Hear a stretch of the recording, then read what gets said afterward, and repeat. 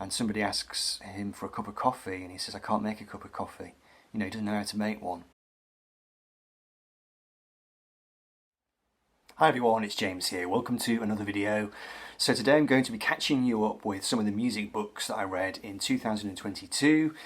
Read quite a lot and thought I needed to clear the deck here because I've already got a load more on the go now. So I'm going to go back quite a long way, back into very early 2022. But this book actually, I started it back in, I think it was around about January, and then I kind of gave up on it and then came back to it. But I'll do it first because I did start at the earliest.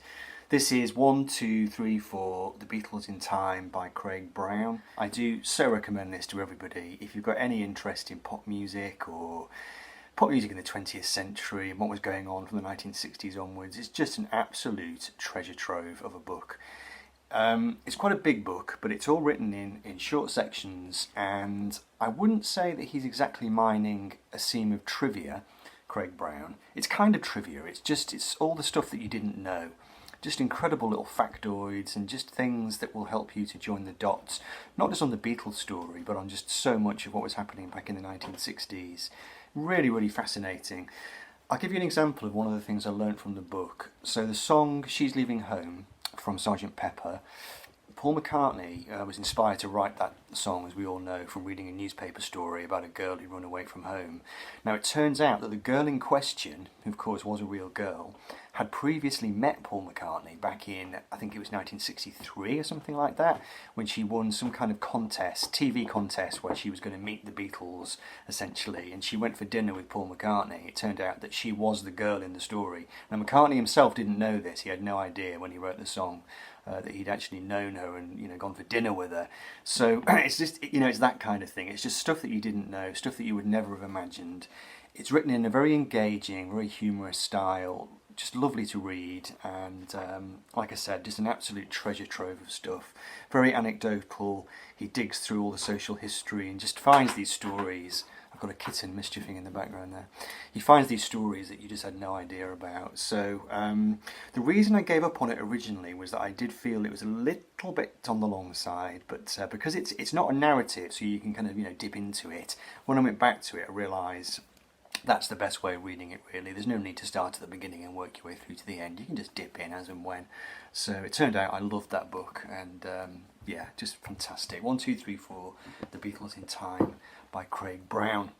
Now, I think the next one I read, now this one I must confess I didn't finish it, and it's incredibly rare for me to not finish a book, but I'll explain why I didn't.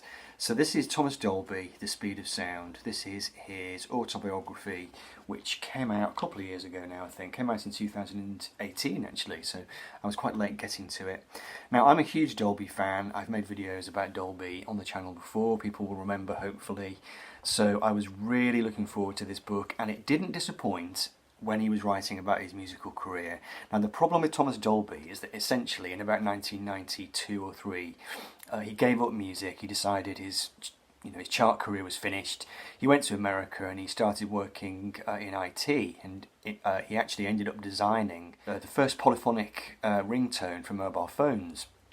Now when he gets to that point in the story, leaves the music industry, moves out to Silicon Valley and starts the career, he starts talking about the IT side of things, and to be honest with you, I just had no interest in that. Now I'm going to force myself to go back and read the second half of the book, because I'm sure it's going to be very interesting, but I did stop at the moment when he left the music business, essentially.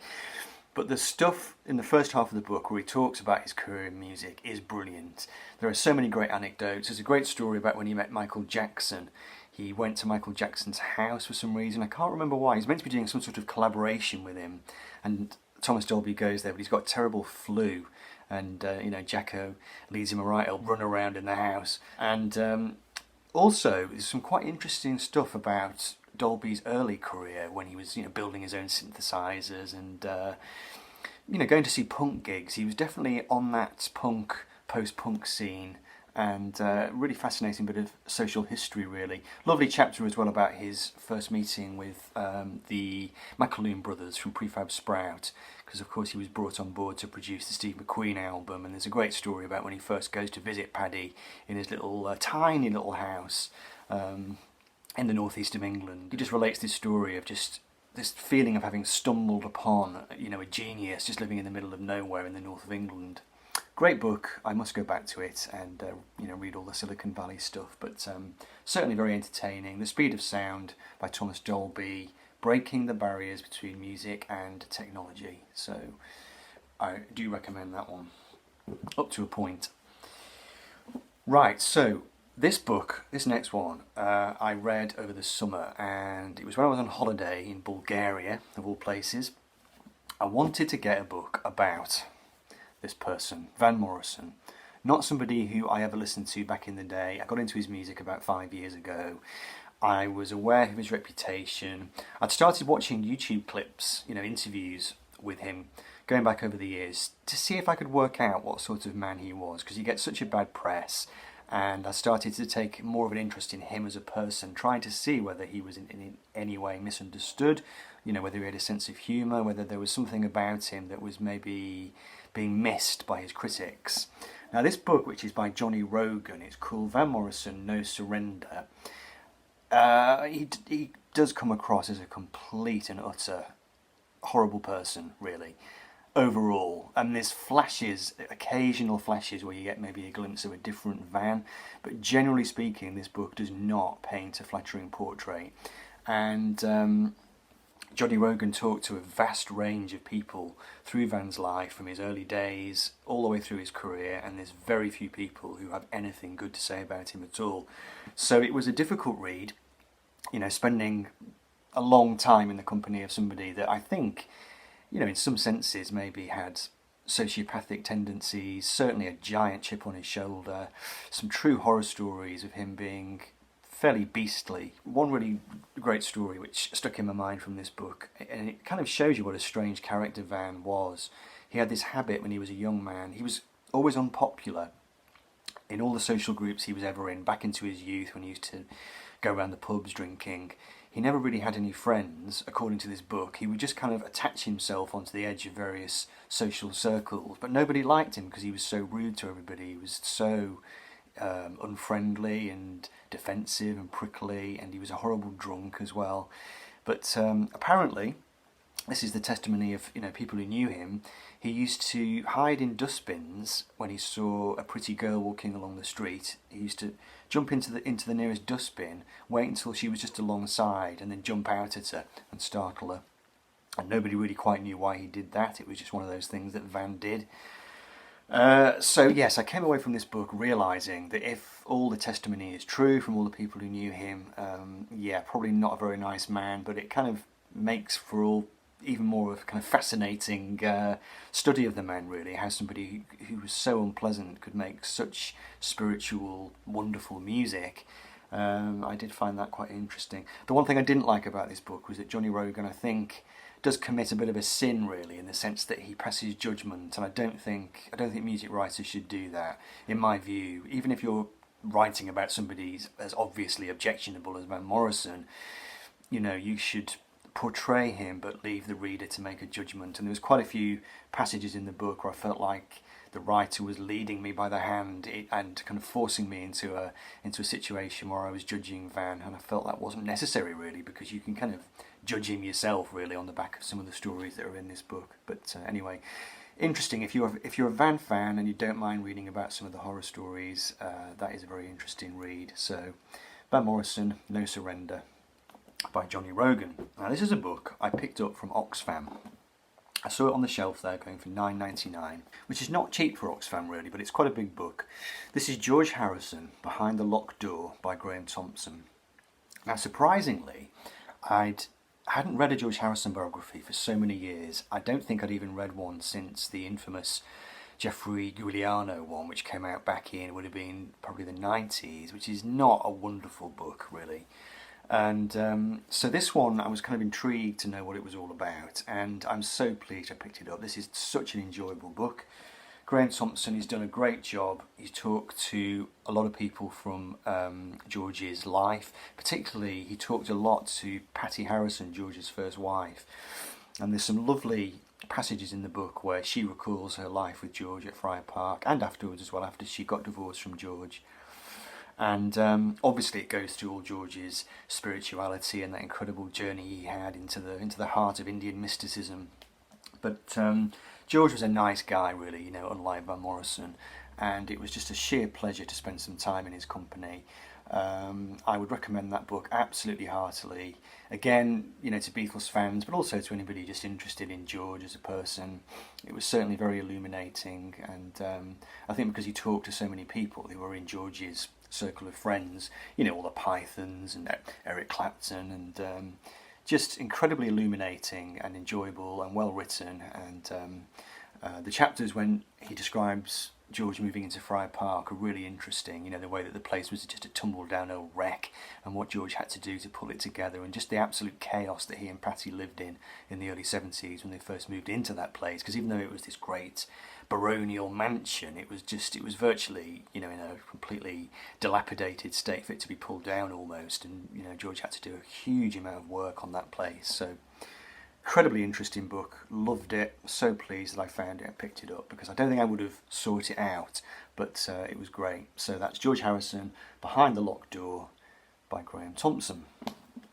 Now, having read that one, I decided to buy this. I bought this in Waterstones, and I've been wanting for a while now to read a biography of Eric Clapton, whose music I've listened to all my life pretty much, and a bit like Van Morrison really, I'd always kind of shied away slightly because I know that Eric has got this checkered reputation.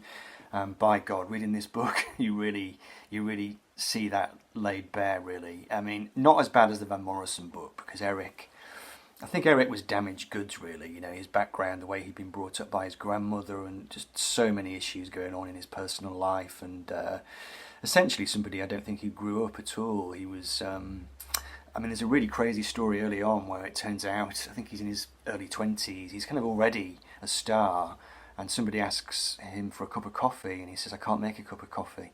You know, he doesn't know how to make one. And you know, he just lived in absolute chaos. All the houses he lived in were just dreadful crash pads, really, you know. And the addiction, the alcoholism, and the way he treated people, the way he treated his wives, the adultery. I mean, it's a pretty lurid story. You don't really come away from it with any sense of admiration for Eric beyond the music, really, which I kind of was expecting that, really. Just his total commitment to music and to the blues and to, you know, guitar playing. And, you know, it was an interesting book. I'm glad I read it, and I would read it again. Philip Norman is a good writer, and I know not everybody likes him. His style sometimes is a little bit strange, and there are some factual inaccuracies in the book, a couple of annoying ones actually. Like he says at one point that Eric was the only famous musician to play on a Beatles record, totally forgetting that Billy Preston was on Let It Be. So that kind of thing slightly niggles, but even so, incredibly enjoyable for what it was, just a bit of a roller coaster ride, and getting to know Eric is not exactly a comfortable experience, but I did enjoy it. Okay, two more. This one was a birthday present, I think, and this was an incredible read. This is Chris Blackwell, The Islander, My Life in Music and Beyond. So this is the story of the guy who founded Island Records, obviously. Absolutely fascinating. Gives you a huge amount of background. You know, he lived in Jamaica as a child. He grew up in Jamaica, and his life was saved one day when he got into trouble. His life was basically saved by a small group of Rastafarians, and that kind of tapped him into the Rastafarian world, essentially, and that led to the foundation of Island Records in the end. But he talks, or he writes about all the artists that he worked with, not just Bob Marley. There's a great chapter on Cat Stevens. He talks about Grace Jones, U2, of course, and John Martin, and a real kind of odyssey, really. I mean, what an amazing life. I mean, his parents were friends with Ian Fleming, you know. In fact, he did some work on the first James Bond film. He was a runner, I think, on Dr. No. Just an extraordinary career, and definitely a pioneer in the sense of just being just an independent spirit, really. It's really interesting getting into the whole ethos of Island Records and hearing about what his philosophy was and who he wanted to sign and who he didn't want to sign and how he saw the label developing.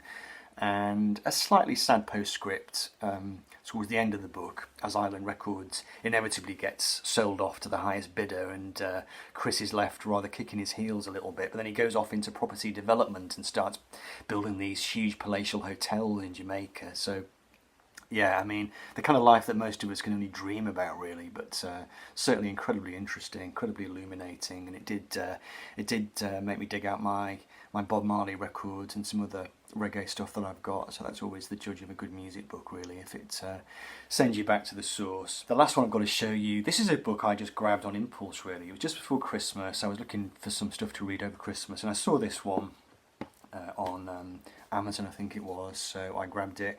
This is Robert Plant, The Voice That Sailed the Zeppelin by Dave Thompson. Not Graham Thompson this time, but Dave Thompson. Now I had read a Robert Plant biography years ago. I can't remember the author of that one, and it was okay, it wasn't great. This one was very enjoyable. He uses the trick of doing alternating chapters. So there's a chapter on Zeppelin, and then a chapter on the first solo album, and then it goes back to Zeppelin again, and then goes to the second solo album. So you're sort of reading about Plant's life in parallel, really, the 60s, the 70s, and then it keeps cutting to the 80s and the 90s and beyond. So it's quite good because you're not having to kind of just plod through his life, you're going back into, and having the two stories placed in counterpoint is really, really interesting, because you kind of see, really, why Plant did what he did after Zeppelin, because essentially the Zeppelin story descended into absolute darkness and madness, and you know, he lost his son, he had that terrible accident, and there was all these dark things going on around the band, his troubled relationship with Jimmy Page, and so then you see, you know, you kind of see the solo career happening in parallel with that, and you start to understand why it was that he had to back so far away from it, really, and do his own thing, and he's always steadfastly refused, really, to jump back onto the bandwagon and you know, try and relaunch Led Zeppelin. Very interesting story. I think a very nice man. I think Robert Plant, from what I can gather, he's not a Van Morrison, he's not an Eric Clapton. I think he's a fairly well-balanced guy.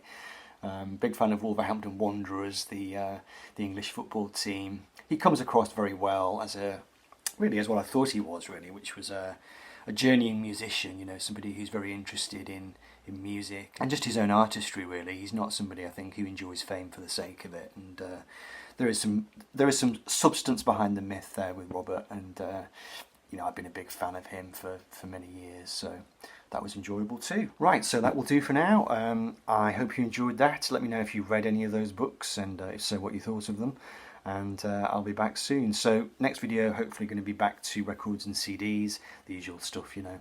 So take care, have a great week, and I'll see you soon. Bye.